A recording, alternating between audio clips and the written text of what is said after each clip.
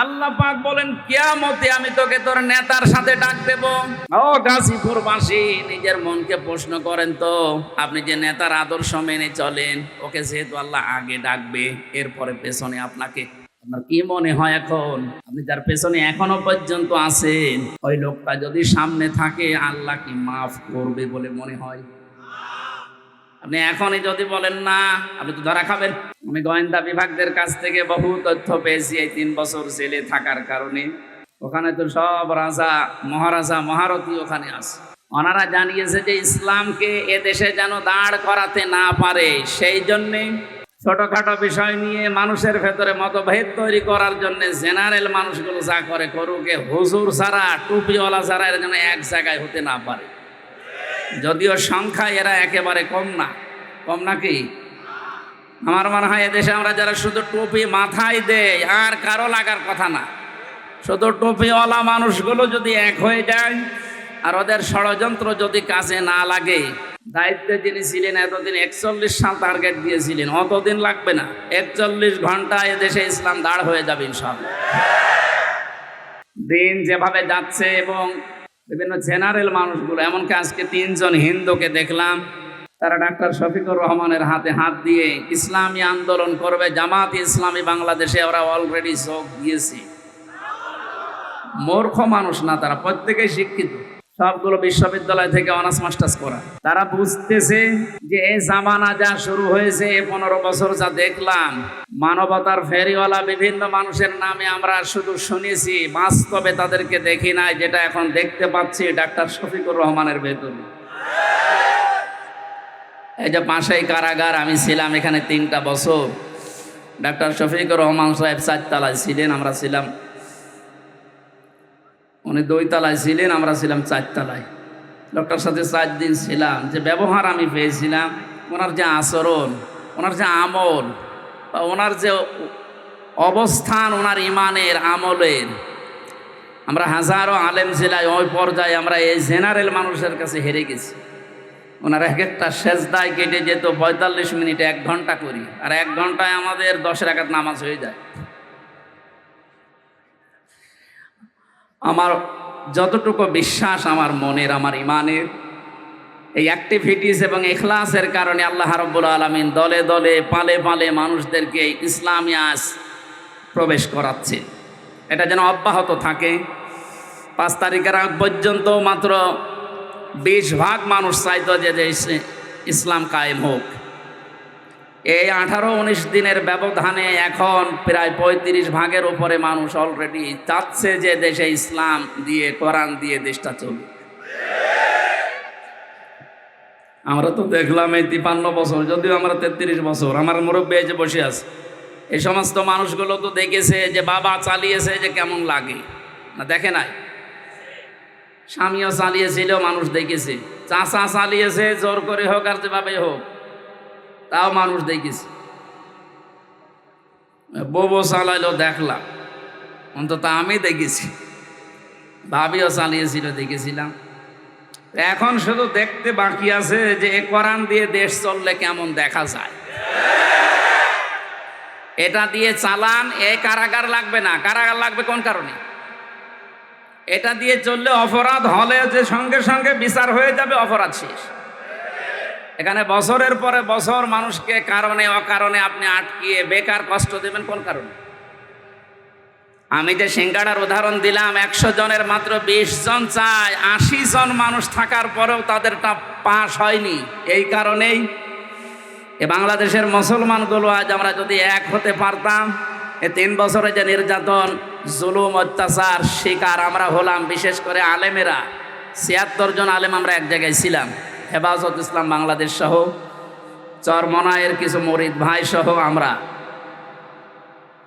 একজন হিন্দু ছিলেন অনেক জেলার, এ লোকটা আমার সামনে একটা মুসলমানকে, দাড়িওয়ালা মানুষকে, একটু মনে হয় কমান্ড মানে নাই, এই জন্যে লোক দিয়ে যেভাবে পিটিয়েছে, ওই সময় মনে মনে হচ্ছিল যে এদেশে 96 ভাগ মুসলমান আর মাত্র 4 ভাগ ওরা। আর কিভাবে পেটটা কোনো খুব বেশি বড় জিনিস না, মানি ছিল না। একদিন একটু হইচই হচ্ছিল, ওই বাইরে যেতে নিষেধ করেছে, উনি একটু গিয়েছে। প্রত্যেকটা এরিয়া তো ভাগ ভাগ করা আছে, একটু বের হয়েছিল রাস্তায়, যেভাবে মারধর করলো নিচতলায় নিয়ে আটক করে, আবার এই যে ডান্ডা বেড়ি দিয়ে, মানে সহ্যের বাইরে এই অবস্থা তৈরি হয়েছিল শুধু আমাদের এই মতানৈক্যের কারণে। আল্লাহ রাব্বুল আলামিন ওই দৃশ্য যেন আর কোনোদিন আমাদের দেশে সামনে নিয়ে না আসে। আমরা যেন দেখতে পাই যে আল্লাহর এই কালাম দিয়ে আমাদের এই ৫৬,০০০ বর্গ মাইল চলছে। আশপাশে যারা শত্রুতা করার, ষড়যন্ত্র করার দুঃসাহস দেখাচ্ছিল, ডক্টর মোহাম্মদ ইউনূসের এক ধমকে অনেকেই থেমে গেছে, কিন্তু তারা গোপনে চালাচ্ছে। তাদের তো পেছনে ভয় আছে, 7 সিস্টার যদি একবার ভেঙে যায়, ওরা যেমন বাংলাদেশ পাকিস্তান থেকে ভাগ করেছিল, এখন পাকিস্তান আর বাংলাদেশ মিলে ভারতকে টুকরা টুকরা করে ছাড়বে। শুরু হয়ে গেছে। আমাদের যেমন ছাত্ররা বিষয় এনে দিয়েছে, পাকিস্তানও মনে হয় কয়েকদিন পরে চলে আসবে ইনশাল্লাহ। এরপরেই দেখবেন ভারতও শুরু হয়ে গেছে। কোরআনের কথা শুনতে এসেছি, আমরা তাফসীর আকারে কথা বলবো। ওখানে লেখা আছে তাই যে আল্লাহ আমাদেরকে, কঠিন মুহূর্ত চলছে যেহেতু বাংলাদেশে, কত মানুষ পানির নিচে, কত মানুষ বিনা কারণে অকারণে এই জেলখানায় পচতেছে। আল্লাহ রাব্বুল আলামিন এই সময় আমাদেরকে কোরআনের কথা শোনার জন্য নিয়ে আসলে আমরা খুশি এবং আনন্দ চিত্তে বলছি আলহামদুলিল্লাহ। আল্লাহ পাক বলেন, তাহা মা আনজালনা আলাইকাল কুরআনা লিতাশকা। হে নবী, এ কোরআন আমি আপনাকে এই জন্যে দেইনি যে আপনি মার খাবেন। এ কোরআন এই জন্যে দেয়নি যে অন্য দেশের মানুষ আপনাকে পানি দিয়ে ডুবিয়ে মেরে ফেলবে না। লিতাশকার ব্যাখ্যায় আধুনিকভাবে যদি বলা যায়, দুঃখ কষ্ট সহ্য করার জন্যে, হুমকি ধমকি খাওয়ার জন্যে কোরআন আমি দেইনি। কোরআন দিয়েছি আপনি সবার উপরে থাকবেন। নবীজিকে যতগুলো নাম দিয়ে আল্লাহ ডাক দিয়েছিলেন, তার ভেতরে 2 নম্বরের নাম হচ্ছে তহা। ওনাকে আল্লাহ ডাক দিয়েছেন প্রথমে ইয়াসিন বলি। কি বলে বলেন তো? বলেন। তাফসিরে কাবীরে আল্লাহ পাক মুফাসসির যারা ইয়াসিন শব্দের তাফসীর করতে গিয়ে তারা দিয়েছেন ইয়া মানে হে, সিন মানে সাজ্জেদ। সাজ্জেদের ব্যাখ্যা করতে গিয়ে আল্লামা ফখরুদ্দীন রাজি রহমতুল্লাহ আলাইহি উনি 5টা বিষয় সামনে নিয়ে এসেছেন। মুফাসসির বলেন, সিন মানে আল্লাহ বুঝিয়েছেন সাজ্জেদুল আলামিন, সিন মানে সাজ্জেদুল বাশার, সিন মানে সাজ্জেদুল কাউনাইন, সিন মানে সাজ্জেদুল আম্বিয়া, সিন মানে সাজ্জেদুল মুরসালিন। প্রতিটি শব্দের ব্যাখ্যা করতে গিয়ে আমরা দেখেছি, মুফাসসিরের কথা বলছি, উনি জানিয়েছেন সাজ্জেদুল আলামিন মানে শুধুমাত্র বাংলাদেশ না, শুধুমাত্র এই পৃথিবী না, এই 228টা রাষ্ট্র নিয়ে দুনিয়া গঠিত এখন। এর বাইরে যত জগৎ আল্লাহ বানিয়েছে, যত জায়গায় মানুষ যেতে পারে, চাঁদে যাচ্ছে, মঙ্গলে যাচ্ছে, যত জায়গায় যেতে পারে, ওখানেও যদি কেউ বসবাস করা আরম্ভ করে, সেখানেও তাকে মুহাম্মদুর রাসূলুল্লাহকে নেতা মানা লাগবে। কারণ আল্লাহর ঘোষণা দেওয়া নেতা এ দুনিয়ায় একজনই, ইয়াসিন। হে নেতা, পৃথিবীর অন্য কাউকে আল্লাহ এ শব্দ দিয়ে ডাকেননি হে নেতা, না, শুধুমাত্র মুহাম্মদুর রাসূলুল্লাহকে আল্লাহ ইন্ডিকেট করেছেন। সাইয়্যিদুল আলামিন দিয়ে বোঝা যায় পৃথিবীর কোন জায়গা না, যে কোনো গ্রহে যদি আপনি বাস করতে জানেন, তানাজ্জালুল আমরু বাইনাহুন্না, ওই সমস্ত জায়গায় আল্লাহর বিধিবিধান নাজিল হচ্ছে তাদের প্রয়োজনে। এই জন্য যদি মঙ্গলে যান, সেখানে যদি রাসূলুল্লাহকে নেতা মানা লাগে, তাহলে পৃথিবীর এমন কোন জায়গা আছে যেখানে বিশ্ব নবী বাদ দিয়ে অন্যের নেতৃত্ব মানা যায়? শুধুমাত্র বদ্ধ পাগল ছাড়া কোনো মানুষ এই পৃথিবীর ময়দানে মুহাম্মদুর রাসূলুল্লাহ বাদ দিয়ে অন্য কাউকে নেতৃত্বে আসনে বসাতে পারে না। এই শব্দটা বারবার উচ্চারণ করছি আমি খেলা করার জন্য না, গাজীপুরবাসী খুব খেয়াল করে শোনেন, এটা দুনিয়ার সাথে যদি সম্পর্কিত হতো, আল্লাহর কসম আমি এ জায়গায় বলতাম না, এটা সম্পর্কিত আখিরাতের সাথে। আল্লাহ পাক জানিয়েছেন, ময়দানে মহাশারে মানুষ যখন হাজির হবে, ওই সময়ে মানুষকে আমি বিচারের কাঠগড়ায় দাঁড় করানোর জন্য 3টি স্টেপে সাজাবো। প্রথমেই মানুষকে ডাক দেওয়া হবে আল্লাহর সামনে দল দল করে। কোরআনে কারিম জানাচ্ছে, অকুল্লুহুম আতিহি ইয়াউমাল কিয়ামাতি ফারদা। সূরা মরিয়মের 95 নম্বর আয়াত। আল্লাহ পাক বলেন, কিয়ামতে প্রতিটি মানুষকে আমি আল্লাহর সামনে দাঁড় করাবো স্রেফ একা একা। কয়জন করি? এদের স্বাধীন হয়ে গেল কয়েকদিন আগে, দ্বিতীয় স্বাধীনতা বলা হচ্ছে। এরপরে অনেক ভণ্ড এখনো বসে নিয়ে এই কথাটাকে কোরআনের বিরুদ্ধে পুরা উল্টা সাজিয়ে মানুষকে এখনো ধোকা দিয়ে বোকা বানাচ্ছে। কোনো চিন্তা করবা না, চিন্তা নেইও, আমরা আছি, পার করে দেব। দুনিয়ার এই ছোট্ট জীবনে যদি অনেকে পার করতে গিয়ে ধরা খায়, কিয়ামতের ওই কঠিন ময়দানে আল্লাহ আপনাকে ডাকবে, কোনো মানুষ আপনার সাথে প্রথম স্টেপে থাকবে না, স্রেফ আপনি একা সামনে দাঁড়াবেন আল্লাহর। একটু নিজের দিকে তাকিয়ে পেছনের জীবনের দিকে একটু হিসাব মিলান তো।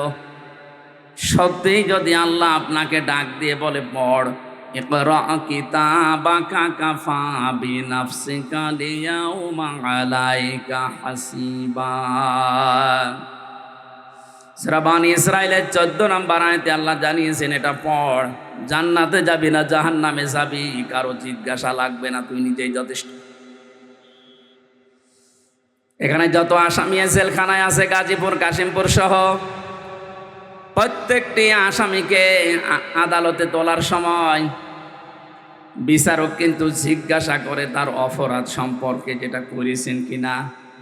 বিশেষ করে 164 যখন নেয়, ম্যাজিস্ট্রেট কিন্তু জিজ্ঞাসা করে, যা যা বললেন আপনি এগুলো করেছেন কিনা। আল্লাহর বিচার ব্যবস্থা পুরা উল্টা। ইয়ারাফুল মুজরিমুনা বিসিমাহুম ফায়ুখাযু বিন নাওয়াসি ওয়াল আকদাম ফাবিআইয়ি আলাহি রাব্বিকুমা তুকাযযিবান। বলেন আল্লাহু আকবার। আল্লাহ পাক বলেন, কিয়ামতের দিন আমি অপরাধীকে জিজ্ঞাসা করব না যে এটা করেছিস কিনা। কিয়ামতের দিন আমি তার শরীরের ভেতরে অপরাধগুলো ফুটিয়ে তুলব। এর তাফসীরে আমি 10 প্রকার আকৃতির কথা পেয়েছি। মানুষের চুল ধরবে অপমান করার জন্যে, আর কদম মানে পা ধরবে। ফেরেশতারা এই দুইটা নিয়ে তাকে জাহান্নামে ফেলার জন্য রওনা দেবে।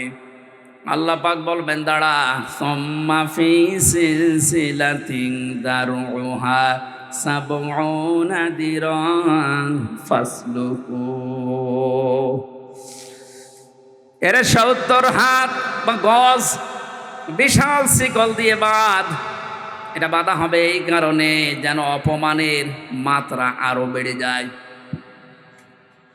15টা বছরের যে দৃশ্যগুলো আমি আদালতে দেখেছি, বিশেষ করে আমার 3 বছরে, সাইকুল হাদিসের সন্তান সাইকুল হাদিস এবং হাজারো আলেম, আজকে একজন মাজলুম আলেম বের হয়েছে, মুফতি জসিমউদ্দিন রহমানী।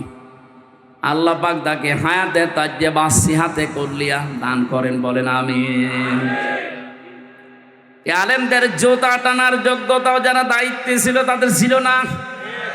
অথচ এই মানুষগুলোকে আদালতে হাজির করতে গিয়ে দেখতাম পায়ে দিয়েছে ডান্ডা বেড়ি, হাতে দিয়েছে হ্যান্ডকাপ, তাও যেটা দিলে হাত কেটে যায়।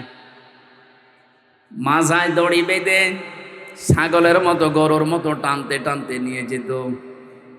আর বিভিন্ন তালায় ওই জালেমদের দোসররা, জালেমরা থেকে টিপ্পনি কাটতো। দেখ কি অবস্থা। আমার মনে হয় পুরা বিষয় আল্লাহ পুরাটাই পাহাড়ের মতো উল্টিয়ে দিয়েছে। এ কালামানিকের যে অবস্থা, ওর নাকি শুনলাম অন্ডকোষ উড়িয়ে গেছে।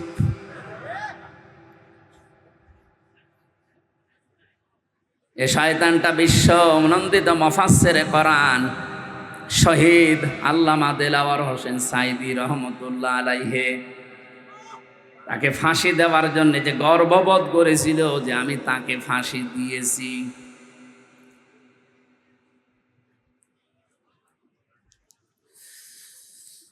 গাজীপুরবাসী, আমার তো মনে হচ্ছে এখন যে জালেমগুলোর ওপরে মানুষের ক্ষোভ, রাগ এবং বাস্তবতা যেটা দেখা যাচ্ছে, কেউ ডিম ছুঁড়ে মারছে, কেউ পানি মারছে, কেউ কিল ঘুষিত ফিরিয়ে আসে, এগুলো সব আমার যতটুকু ধারণা নবীর ওই হাদিস অনুযায়ী এটা আলেমদের বরদোয়ার ফল। বিশ্বনবী জানিয়েছেন ইত্তাকি দাওয়াতাল মাজলুম, পৃথিবীর মানুষেরা সাবধান, তুমি আর যাই করো না কেন মাজলুমের বরদোয়া থেকে নিজেকে বেশি বাঁচিয়ে রাখবা, কারণ এটা একটা কঠিন বিষয়। ফাইন্নাহা লাইসা বাইনাহু ওয়া বাইনাল্লাহি হিজাব, মাজলুম যদি বরদোয়া করে আর আল্লাহর মাঝে কোনো পর্দা, কোনো ফারাক থাকে না, সঙ্গে সঙ্গে কবুল হয়ে যায়। আমার মাথায় দড়ি দিয়ে যখন নিয়ে গিয়েছিল প্রথমে, এত অসহায় মনে হচ্ছিল নিজের কাছে যে আল্লাহ আমি কি করেছি। পায়ে দিয়েছে ডান্ডা বেড়ি, হাতের ভেতরে কাপ, মাজার ভেতরে সে এত মোটা মোটা দড়ি, 2-3 জন 4 জন পুলিশ হাত ধরে রাখে আর একজন টানতেছে, গরু টেনে নিয়ে যাচ্ছে। দুনিয়ায় যদি আল্লাহ এটা উল্টিয়ে দেখাতে পারে, আখিরাতের বিচার তো আলাদা। এই জন্য কিয়ামতে আপনি একা দাঁড়াবেন, কোনো সাক্ষী লাগবে না, আপনার শরীরের ভেতরে ওই বিষয়গুলো আল্লাহ ফুটিয়ে তুলবে। ফাম্মা মান উতিয়া কিতাবাহু বিয়ামিনি, আমল নামা যদি আল্লাহ হাতে দিয়ে বলে পড়, ডান হাতে যারা পাবে ফায়াকুলু হাউ মকরাউ কিতাবিয়া, নিজে আনন্দ পাবে আর মানুষকে বলবে দেখো কি সুন্দর রেজাল্ট আমি পেয়েছি। বাংলার মানুষেরা, পাশে যেহেতু কারাগার, হাজারো মানুষ এখন যারা আছে, আমি যেহেতু নিজের বাস্তবতা বলছি, হাজার হাজার মানুষ এই জেলখানায় তো প্রায় এক জায়গায় 10,000 আছে, এখন মনে হয় আরো বেশি। এই মাগরিবের পরে, এশার পরে এদের অনুশোচনা শুরু হয়। সবাইকে উদ্দেশ্য করে বলছি, আমরা যে যা করছি দুনিয়াতে, কিয়ামতের ময়দানে বইটা হাতে দেওয়ার পরে পড়তে পারবেন তো। এই জন্য নিজের ব্যক্তিগত জীবনকে আগে সংশোধন করা আরম্ভ করেন। আমি নিজের থেকে এখন শুরু করব। আমি যদি সত্যি এখনই মারা যায়, আমার এই 33 বছরের যে রেকর্ড আল্লাহ আমাকে দেখাবে, আমি যেন সম্মুখে পড়তে পারি, এরকম কাজ এখন থেকে আরম্ভ করব। জীবনের আসল সফলতায় তো ওইটা, ফামাং সুহসিহা আনিন নারি ওয়া উদখিলাল জান্নাতা ফাকাদ ফাজ। আল্লাহ পাক বলেন ওই লোকটার জীবন তো সফল, যাকে আস্তে আস্তে জাহান্নামের কাজগুলো ছেড়ে দেওয়ায় আর জান্নাতের কাজের দিকে আমি আল্লাহ তাকে এগিয়ে দেই। সুতরাং এমন আমল, এমন কাজ, এমন বই আমি তৈরি করতে চাই যেটা কোটি কোটি মানুষের সামনে আমি মানুষকে পড়ে শোনাতে পারবো। বলেন আমিন। কিয়ামতে যেহেতু সর্বপ্রথম আল্লাহ বিচার ব্যবস্থায় আপনাকে আমাকে একা ডাকবে, স্রেফ কেউ থাকবে না। সূরা মরিয়মের এই 95 নম্বর আয়াত অনুযায়ী যদি এখনো কেউ ধোকায় পড়ে থাকেন যে না আমার বাবা আছে বাঁচাবে, এই আয়াত অনুযায়ী তো পুরা মিথ্যা আশ্বাস। কথা বলেন না কেন? কেউ থাকবে না পাশে, আপনি স্রেফ একা থাকবেন। বিচারের দ্বিতীয় স্টেপে আল্লাহ এবার ডাকবেন, ইয়াউমা নাদউ কুল্লা উনাসিম বিইমামিহিম। সূরা বানী ইসরাঈল 82 নম্বর আয়াতের 72 নম্বর আয়াতের প্রথম অংশে আছে আল্লাহ বলেন, কিয়ামতে এবার আর তোকে একা না, তোকে ডাক দেব আমার দরবারে তোর নেতার সাথে। কার সাথে? এটা যদি কেউ রাজনীতি মনে করেন, আপনার কপালে আগুন লাগবে। আল্লাহ পাক বলেন, কিয়ামতে আমি তোকে তোর নেতার সাথে ডাক দেব। ও গাজীপুরবাসী, নিজের মনকে প্রশ্ন করেন তো, আপনি যে নেতার আদর্শ মেনে চলেন, ওকে যেহেতু আল্লাহ আগে ডাকবে, এরপরে পেছনে আপনাকে, আপনার কি মনে হয় এখন আপনি যার পেছনে এখনো পর্যন্ত আছেন, ওই লোকটা যদি সামনে থাকে আল্লাহ কি মাফ করবে বলে মনে হয়? আপনি এখনই যদি বলেন না, আপনি তো ধরা খাবেন। ও বলছে ঠিক, ও ধরা খাবে, তাও ঠিক। ধরা যেন খাওয়া না লাগে, এই কারণেই তো রাইফি সাহেব আয়োজন দিয়েছে। কোরআন দিয়ে শোনানোর জন্যই লিখেছে তাফসিরুল কোরআন মাহফিল। আমি তো কোরআন দিয়েই বলছি, একটা কথাও বাইরের বলেছি। সুতরাং আহ্বান জানাচ্ছি, আমি বড় দরদ নিয়ে, মায়া নিয়ে, আমি দেখতে পাচ্ছি কোরআন আর হাদিসের চোখ লাগিয়ে যে আপনি ধরা খাবেন। এখনো পর্যন্ত অনেক জালেমের দোসর এখনো স্ট্যাটাস দিয়ে যাচ্ছে। আমার মনে হয় যার মনের ভেতরে বিন্দু পরিমাণ একটু বিবেক, একটু অনুশোচনা কাজ করে, তার সামনে যদি শুধু আয়না ঘরটা ভেসে আসে, কোনোদিনও জালেমের পক্ষে স্ট্যাটাস দেওয়ার কথা না। মর্মান্তিক বিষয়, আপনি একটু ভাবেন শুধু। আমি মাঠের নিচে ছিলাম, কি অসহায় মনে হয় নিজেকে, তাও তো আমার একটু বড় জায়গা ছিলাম, কিন্তু ব্যারিস্টার আমান আজমি ভাই সহ যারা ছিলেন ওদের কবরের মতো জায়গায় রেখে দিত। এই জুলুমের সাথে যারাই জড়িত, এখনো যদি বিশ্বাস না হয়, যারা দায়িত্বে আছে তাদেরকে বলবো, এই আয়না ঘরটা টুরিস্ট স্পেস হিসাবে রেখে দেন। মানুষ যেন, তামাম দুনিয়ার মানুষ বোঝে যে এই পৃথিবীতে একজন জালেম ছিল। এটা জুলুমের একেবারে সর্বোচ্চ পর্যায়। এটা বেঁচে থাকা মানুষও জানে না। আপনি যদি মেরে ফেলে সংবাদ দিয়ে দিতেন যে অমুককে মেরে ফেলেছি, তাহলে তার বউটা অন্য জায়গায় বিয়ে করতে পারত, তার ছেলে মেয়ে বুঝতো যে বাপ মারা গেছে। কি অবস্থা বলেন তো ব্যারিস্টার আরমানের? তার স্ত্রীকে আপনি কি জবাব দেবেন কিয়ামতে? আয়না ঘরের সাথে যারাই জড়িত ছিলেন, যদি ব্যারিস্টার আরমানের বউ আপনাকে মাফ না করে, কোরআন হাতে নিয়ে বলছে আপনি চির জাহান্নামী, কেউ পারবে না আপনাকে বাঁচাতে।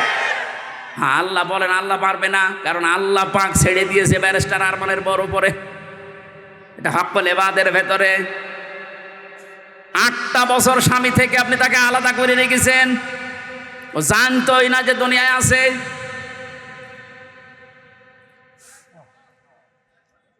আমি কয়দিন থেকে আমার অবস্থা হালচাল শেষ হয়ে গেছে, আর সে 8টা বছর। এরপরও যদি কোনো মানুষ জালেমের পক্ষে কথা বলে, কি বলেন তো, বলে বিবেক কি বলে তার? আপনার বিবেক বলে কিছু আছে? আর নেই। তো বাস্তব কথা বলছে, আপনি কিন্তু ধরা খাবেন, আমি দেখতে পাচ্ছি। এখনো আদর্শ ঠিক করেন। বহু মানুষকে দেখলাম কিচ্ছু হয়নি, এখন যেহেতু বাঁধ আসে, শুধু এইটা দিয়ে চললে কেমন দেখা যায় চর্মচোখে। আল্লাহ তুমি আমাদেরকে অন্তত তাড়াতাড়ি দেখার তৌফিক দাও যে কোরআন দিয়ে দেশটা চলছে।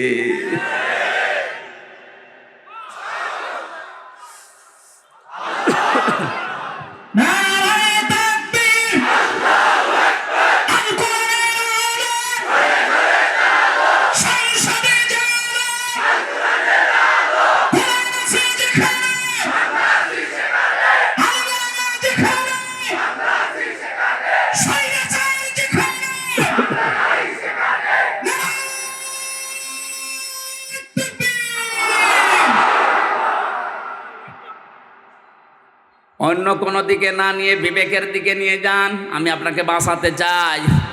সত্যি আমরা কিন্তু ধরা খেয়ে যাব যাদের আদর্শ ঠিক নেই। এই মুহূর্ত থেকে আমি আশা করছি পাল্টাবেন। 2 নম্বরের ব্যাখ্যায় পেয়েছি, আল্লাহর নবী জানিয়েছেন, আমাকে আল্লাহ ইয়াসিন বলে ডাক দেওয়ার কারণে, সিন মানে সাইয়্যিদুল আলামিনের পরে সিন মানে সাইয়্যিদুল বাশার। সিন মানে কি? বাশার মানে মানুষ। এই জন্য মানুষ আমরা যারা দাবি করছি, এখনই সিদ্ধান্ত পাল্টিয়ে যান, যদি এর আগে ভুল করেও থাকেন, যে আমি এখন থেকে যতদিন আছি মুহাম্মাদুর রাসূলুল্লাহ ছাড়া কাউকে আদর্শ মানি না, মানবো না। সাইয়্যিদুল কাওনাইন শুধু এই জগতে না, আমার আরেকটা জগৎ আছে, ওখানেও লাগবে তাকে। কিয়ামতের সুপারিশ করার জন্য আল্লাহ সর্বপ্রথম যাকে অনুমতি দেবেন তিনি আমাদের নেতা মুহাম্মাদুর রাসূলুল্লাহ। যার অনুমতি ছাড়া আল্লাহর বানানো জান্নাতে যাওয়া যাবে না। এখনই তাকে ঠিক করে তারপরে মরেন। তিনি শুধু সাধারণ মানুষের না, সাইয়্যিদুল আম্বিয়া, নবীদেরও নেতা ছিলেন। শুধু নবী না, সাইয়্যিদুল মুরসালিন, রাসূলদেরও তিনি আদর্শ ছিলেন, নেতা ছিলেন। আল্লাহ পাক তাকে প্রথমে এই নামে ডাক দিয়েছেন, ইয়াসিন। 2 নাম্বারেই বলেন তোহা। এটা নবীজির নাম।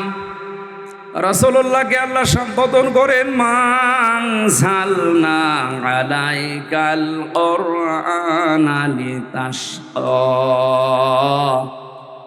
হে নবী, আপনাকে আমি কোরআনটা এই জন্যে দেইনি যে আপনি অপমান হয়ে থাকবেন, অপদস্থ হবেন, না খেয়ে থাকবেন, বন্যার পানিতে ডুবেই মরে যাবেন না। কোরআন দিয়েছি এগুলো সব মোকাবেলা করার জন্যে। জোরে বলেন সুবহানাল্লাহ।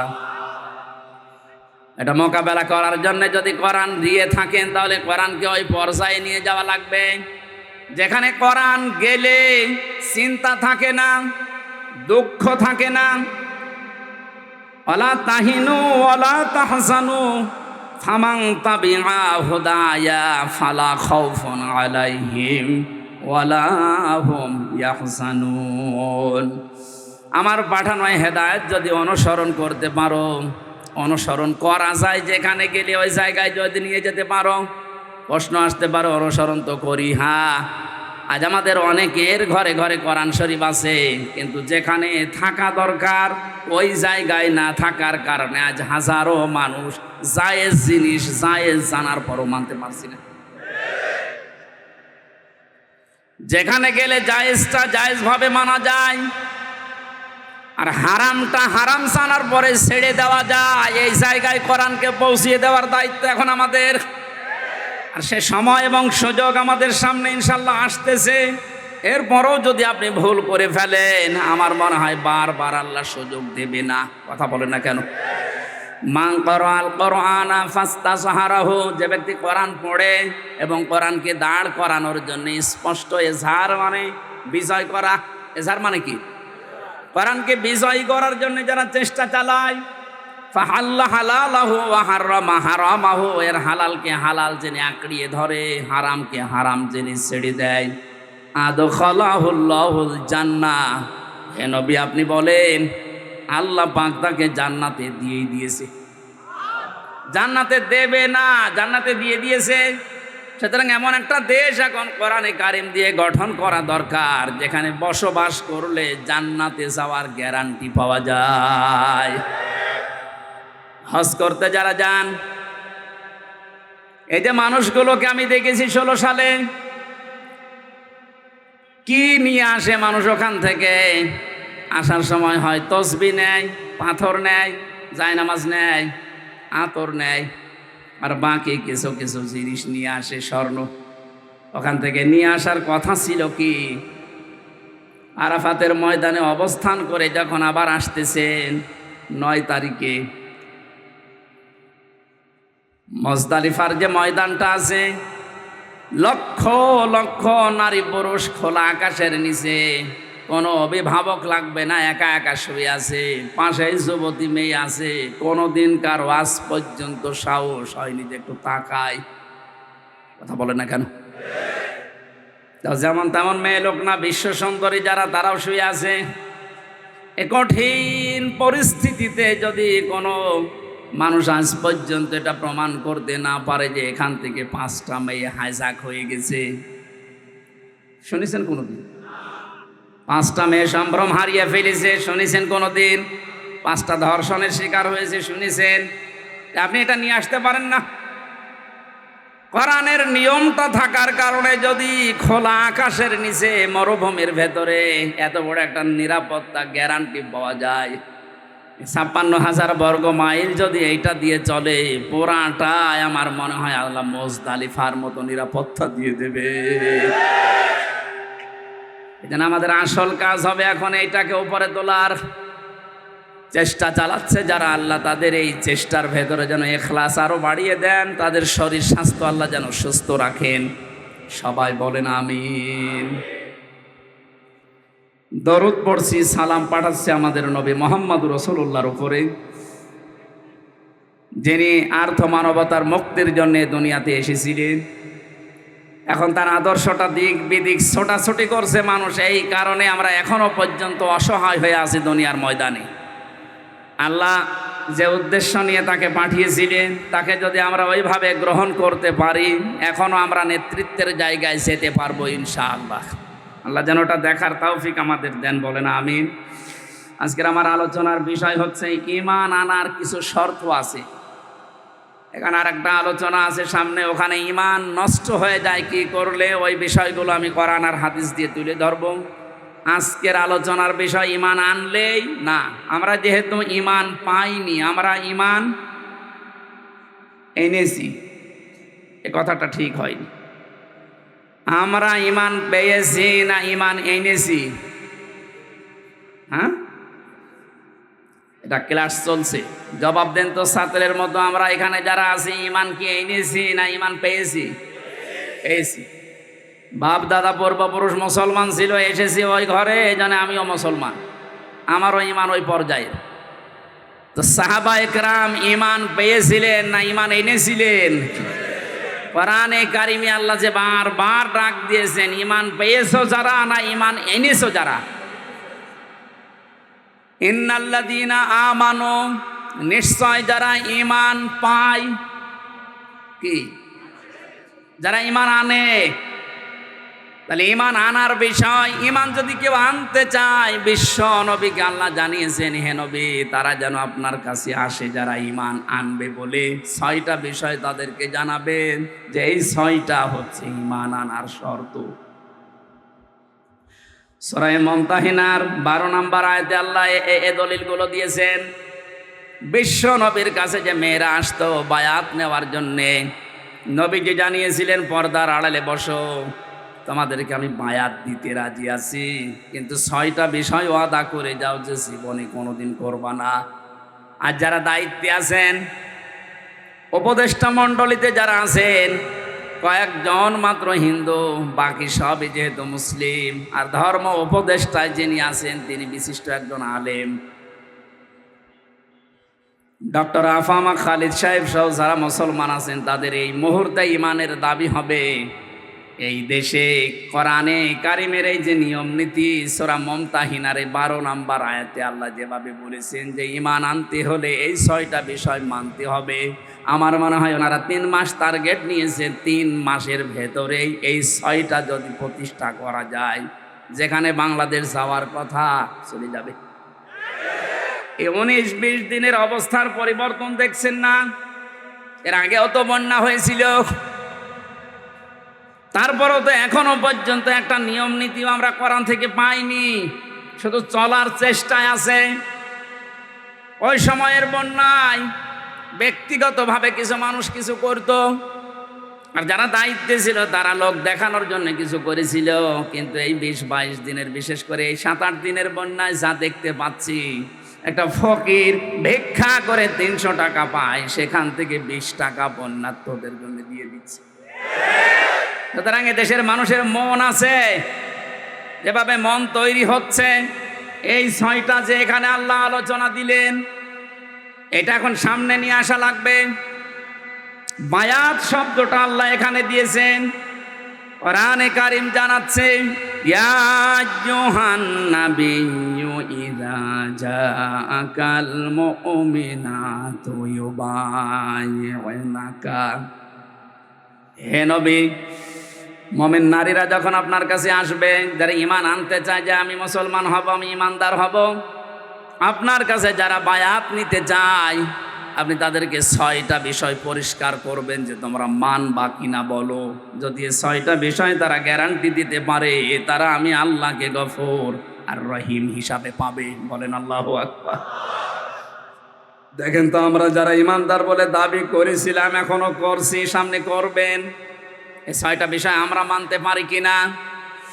এক নম্বরে আল্লাহ ঘোষণা দিয়েছেন, আলা আল্লাহ ইউশরিকনা বিল্লাহি শাইআ। হে নবী, তাদেরকে জানান, তোমরা দুনিয়ার সাই করো না করো, শিরিক করবা না আল্লাহর সাথে, অংশীদার স্থাপন করাবা না, তার সাথে পার্টনারশিপ করা যাবে না। এ কথাটা যেহেতু পৃথিবীর যত জাতি আছে মুসলমান বাদ দিয়ে সবার বিরুদ্ধে যায়, এই জন্য আয়াতের ব্যাখ্যা করলে দুনিয়ায় মুসলমান বাদ দিয়ে যত জাতির লোকেরা আছে তারা আমাকে শত্রু মনে করে। আল্লাহর সাথে পার্টনারশিপ করা, শিরিক করা, এটা শুধুমাত্র মুশরিকরা করেছে তা না, দুনিয়ায় যত জাতি আছে সব আল্লাহর সাথে শরীক করে ফেলেছে। সেটা ইহুদি হোক, খ্রিস্টান হোক, বৌদ্ধ হোক, মুশরিক হোক, কথা বলে না কেন? নবীর ঘোষণা ছিল, আল্লাহ পাক জানিয়েছেন আপনার কাছে যারা আসবে তারা যেন শিরিক না করে, এইটার গ্যারান্টি দিতে বলেন। আমরা এই শিরকুন শব্দের ব্যাখ্যা পড়েছি, শিন র কাফ। শিরিক প্রধানত 4 প্রকার হয়: শিরিক বিজাত, শিরিক বিসিফাত, শিরিক বিল ইখতিয়ার, শিরিক বিল হুকুক।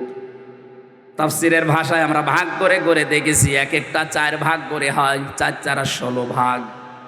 এরপরে ওইটা আবার 4 ভাগ করা যায়। শেষ পর্যন্ত আমি মিলিয়ে দেখেছি ফি জিলালিল কোরআনে 120 প্রকার শিরিক এই পৃথিবীতে মানুষেরা আল্লাহর সাথে করতে পারে। পয়েন্ট আকারে বলতে গেলে দেরি হয়ে যাবে, আমি কয়েকটা পয়েন্ট শুধু মনে করাচ্ছি। আল্লাহ যেটা পারে ওইটা অন্য কেউ পারে, এই বিশ্বাস করার নাম শিরিক। আল্লাহকে যে সম্মান দেওয়া হয় ওই সম্মান অন্য কাউকে যদি কেউ দেয় ওইটা শিরিক। কথা বলেন না কেন? এ জাতিকে অনেকেই সূক্ষ্ম ষড়যন্ত্রের মাধ্যমে বিভিন্ন জায়গায় শিরিকের আমদানি করে জাতিকে মুশরিক বানানোর জন্য উঠে পড়ে লেগেছিল। গুরুত্বপূর্ণ ভূমিকা যারা পালন করেছে, বিভিন্ন দাদাদের কথা শোনার মাধ্যমে, তার ভেতরে শিক্ষা ব্যবস্থা যে 2 জন ছিল পরপর, এই 2টা কোথায় পৌঁছিয়েছে শিক্ষাকে? কোটি কোটি টাকা খরচ করে একজন মানুষকে বিভিন্ন মোড়ে মোড়ে দাঁড় করিয়েছে। আপনি একটা দিনও যেতে পারেনি, 1:30টার সময় পালিয়েছে, বিকাল হতে হতে সারা দেশের সব দাঁড়ানো মানুষগুলো শুয়ে পড়েছে। এমনকি আমার কুষ্টিয়ার যে দৃশ্য দেখলাম, যেটা এখন শহীদ চত্বর হয়েছে, ওটা মুজিব চত্বর ছিল, ওটা ভেঙে এত শক্ত ছাতা ভাঙাও যায় না। বহু কষ্ট করে 3 ঘন্টা চেষ্টা করে করে মাটির সাথে মিশিয়ে দিল। কি পেলেন আপনি? এই যে কোটি কোটি টাকাগুলো, ওগুলো যদি এখন থাকতো, অন্তত ওই টাকা এখন পুণ্যার্থীদের ভেতরে দেওয়া ছিল। আর আমার তো কোরআন হাদিস পড়ার পরে ধারণা যা, ওই মূর্তি বানানোর টাকাগুলো যদি আমরা আজ বন্যার্থ এই মানুষদের কাছে দিতে পারতাম, বঙ্গবন্ধুর কবরে মহান আল্লাহ আরো শান্তি বৃদ্ধি করে দিত। ইসলাম না জানার কারণে আর পাশে যে দালালগুলো ছিল তারা এদেরকে সঠিকভাবে না বোঝানোর কারণে, বিভিন্ন চাপ থাকার কারণে মানুষগুলো শিরিক করেছে, আমাদেরকেও করাতে বাধ্য করেছে। এখন থেকে যেহেতু চাপ নেই, শিরিক এটা মুক্ত হওয়া লাগবে জীবন থেকে। ছোটখাটো অপরাধ যদি হয়, আল্লাহ গফর আর গফফার নামের খাতিরে মাফ করবে আশা করা যায়, কিন্তু শিরিক করলে আল্লাহ মাফ করবে না, বারবার ঘোষণা দিচ্ছেন। গাজীপুরবাসী সহ যারা আছি, এ কথাটা গ্যারান্টি আজকে দেওয়া লাগবে যে আগুনে যদি পুড়িয়ে ফেলেন, যদি টুকরা টুকরা করে ফেলেন, ওই ঝিনাইদার এমপির মতো করেন, ঝিনাইদহ এমপিকে হিরণ নামে তারে পিটিয়ে মেরে উলঙ্গ করে 4 রাস্তার মোড়ে টাঙিয়ে রেখে থাক, এরকমও যদি আপনাকে করে দুনিয়ায়, জেলখানায় মাওলানা মুফতি জসিমউদ্দিন রহমানের মতো 11-12 বছর না, বিশ্বানন্দে তো মুফাসসিরের 13 বছরের মতো না, 100 বছরও যদি আপনাকে রেখে দেয়, কোনোদিন আমি শিরিক করব না, এটার গ্যারান্টি নিয়ে মারা যেতে পারলে আপনি জান্নাতি। শিরিকের গুনাহ বাদ দিয়ে বাকি গুনাহ আল্লাহ মাফ করবে বলে ঘোষণা দিয়েছেন। এই শব্দটার সাথে সন্তানদেরকে পরিচয় করার কারণে একজন কালো মানুষ, দুনিয়ায় 3 জন কালো মানুষের নাম পেয়েছি আমি তাফসিরে। হযরত ওমরের খাদেম একজন মাহাজা রাদিয়াল্লাহু তাআলা আনহু, আরেকজন এই যে যার নাম আল্লাহ কোরআনে দিয়েছেন তার নামে লোকমান, 3 নম্বর হযরতে বেলাল। এত কালো ছিল এদের চেহারাগুলো, তাদের বর্ণনা পড়েছি তাফসিরে। ঠোঁটগুলো ছিল একেবারে ওই আফ্রিকার মতো ঝোলা মানুষের মতো চেহারা, কালো, এত কালো, হাড়ের তলা কি কালো, তার চাইতে কালো চেহারার যে বর্ণনা বলছি, এটাকে একবার দেখলে আর একবার দেখতে মন চাইবে বলেন? অথচ সে মানুষকে আল্লাহ চিরন্তন করে দিয়েছে কোরআনে, 4 পৃষ্ঠার একটা সূরা দিয়েছে, তার নামে সূরা লোকমান। তিনি কি করেছিলেন এত দুনিয়ায়, তার পুরা জীবনে আমি পড়ে দেখেছি। সর্বপ্রথম তার কাজ ছিল তার সন্তানকে তিনি ডাক দিয়ে এই শিরিকের বিষয়ে আল্লাহর সাথে পরিচয় করিয়েছিলেন। وَإِذْ قَالَ لُقْمَانُ لِابْنِهِ وَهُوَ يَعِظُهُ يَا بُنَيَّ لَا تُشْرِكْ بِاللَّهِ إِنَّ الشِّرْكَ لَظُلْمٌ عَظِيمٌ। স্মরণ করো ওই সময়ের কথা যখন হযরত লোকমান তার আদরের সন্তানকে ডাক দিয়ে বলেছিলেন, হে আমার আদরের সন্তান, তুমি কখনো আল্লাহর সাথে শিরিক করবা না। শিরিক হচ্ছে বড় জুলুম। বাংলার মুসলমানেরা, আমাদেরও এখন উচিত হবে আমাদের আদরের ছেলে মেয়েদেরকে হযরত লোকমানের মতো যদি আল্লাহর সাথে শিরিকের এই বিষয়গুলো 120 প্রকার আছে, এ পয়েন্ট আকারে ধরে ধরে তাদেরকে যদি বোঝাতে পারেন, আপনাকেও আল্লাহ লোকমানের মতো চিরন্তন করে দেবেন। এইটাকে বাইপাস করে আমার সন্তানকে মুশরিক বানানোর জন্য যারা উঠে পড়ে লেগেছিল, আল্লাহ এখন নিজে তাদের শাস্তি দিচ্ছে। কারণ আল্লাহ সব সহ্য করে, শিরিক সহ্য করে না। এই জন্য পৃথিবীতে মুশরিকদের কোনো উন্নতি হয় না, কারণ ওদের প্রতি আল্লাহ নিজে লানত দিয়েছেন, সূরা জুমারে আছে। এত কঠিন কঠিন কথা শিরিকের বিরুদ্ধে আল্লাহ কোরআনে দিয়েছেন। শিরিক করা মানুষের জন্য আল্লাহর বানানো জান্নাত হারাম, এমনকি তাদের কোনো সাহায্যকারীও থাকবে না। এই জন্য বাংলার মুসলমানেরা এই বিষয়টা খুব সতর্ক হওয়া লাগবে। আর যাই করি জীবনে যেন আমরা শিরিক না করি। শিরিকগুলো এখন একটা একটা করে পয়েন্ট আকারে বললে অনেক সময় লাগবে, আমি শেষ করছি। আপনারা একটু তাফসিরে ইবনে কাসির এই আয়াতে পাওয়া যায়, শিরিক এর ব্যাখ্যা দেওয়া আছে আর ফি জিলালিল কোরআনে। 2 নম্বরে চুরি করবেন না, ওয়ালা ইয়াসরিকনা, চুরি করা যাবে না। এখন যারা দায়িত্বে আছে, সামনে যারা আসবে, এটা একটু কঠোর হওয়া লাগবে যে চুরি এই শব্দটা যেন এদেশে না থাকে। এদেশ এমনি দাঁড়িয়ে যাবে, বরং যারা চুরি করেছে, চুরি করে বাইরে যারা টাকা পাঠিয়েছে, ওই টাকাগুলো যে কোনোভাবে এদেশে নিয়ে আসা লাগবে। যদি দিতে না চায়, তাদের যা আছে এই দেশে স্থাবর অস্থাবর, এমনকি তাদের স্ত্রী সন্তান হলেও এই দেশের খেদমতে লাগানো লাগবে। কারণ চুরি করা টাকা দিয়ে এতদিন বাহাদুরি করেছিলেন, এবার বোঝেন ঠেলা। রাষ্ট্রীয় নিয়ম নীতি ছাড়া যেহেতু সম্ভব না, এই আইনটা যেন পাশ না হয়, এই জন্য বহু মুশরিক এই দেশে চেষ্টা চালিয়েছিল, এমনকি আয়াতকে তারা বর্বর আইন বলে ঘোষণা দিয়েছে। এখন যারা সামনে যাবে তারা যেন এটা একটু মেনে নেওয়ার চেষ্টা চালান। ওয়ালা ইয়াজনিনা, জেনা করা যাবে না। আজ বাস্তবতা পুরো ভিন্ন দেখছি। এত ভালো মানুষ মনে করতাম যাদের, তারা অন্যের বউ নিয়ে রাত কাটিয়েছে। আরে দরবেশ, এত বড় দাড়ি, আর অন্যের বউ জোর করে তালাক দিয়ে নিজের কাছে নিয়ে এসেছে। বলেন সুবহানাল্লাহ।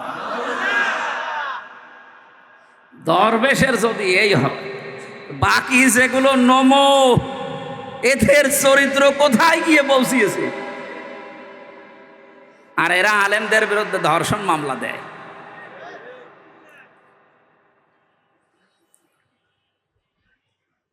বিচার ব্যবস্থাটাকে, আইনকে একেবারে বাংলাদেশ থেকে একেবারে শেষ করে দিয়েছে যে লোকটা দায়িত্বে ছিল। এটা যেহেতু শুরু হয় নিজের কাছ থেকে, একেবারে অন্তর থেকে, যারা আমরা এখানে আছি জীবনে যাই করি, জেনা এটা খুব খুব মারাত্মক বিষয়। আল্লাহ তাকরাবুজ জিনা, জিনা করা দূরের কথা, ওর ধারে কাছেও যাওয়া যাবে না।